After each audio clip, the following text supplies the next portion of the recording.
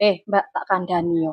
Napa? Wingi ku aku ketemu Yuk Sulastri kan yo. Gombol-gombol ambek wong-wong akeh. Wah yo ngrowasani bojone sampean ambek Mbak Farida iki. Oh, bojoku dirasani apa? Bojone sampean iku jarene yo gak tau serawung tangga, ketemu gak tau nyopo. Terus ono bancaan panganan tumpeng-tumpengan jarene ngrowak.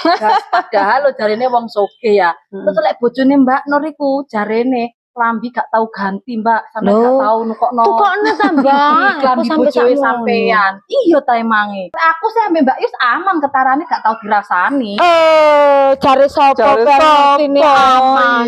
Aman nek ngarepean. Nek nang ngarepku ambek ngarepe Mbak Nur tidak aman. Padha ae. Sampe dilokno. Gak tau ngrasani. Dilokno sak anak-anakmu ya dilokno. Ya apa jarene? Jarene ku ya ngono. Danang kuwang ya gak tau serawung kowe bojo pen ambek bojoku ku padha. Terus dilono anake ngragas jarene. Gak tau metu kono jajan. Nek misale tak tukokno jajan aku nggo dhuwit ngene iki eruh ta wong. Lah gak eruh sih. Ya ngono. Berarti kabeh ku dirasani. Tapi sing aman Mbak Yus. Aman Mbak Yus sak bojoe gak tau dirasani. Oh, paling sapa masjid. Bojoku kan gak tau jamaah nang masjid. Terus Mbak ngelono bojoku apa maneh, Mbak? Wakeh Mbak Nur. Rene wireng metekel endek ya. Wis ngono ngene meneh. Wong koyo ngono kok ganteng-ganteng. Yo tau ngomong ngono pisan berarti nang sampean. Iya, wong metekel ae ngono. Nang bojo pean yo iya, wis ta bojo pean bojoku padha lek ngrasani gak tau gelem srawung. Kocike yo lek ngelono wong yo masih sadar padahal anake dhewe yo.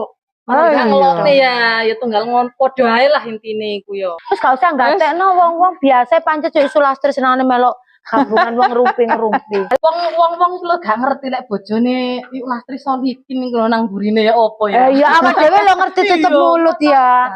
Datuk lek diomongne iku blaen iku, Mbak.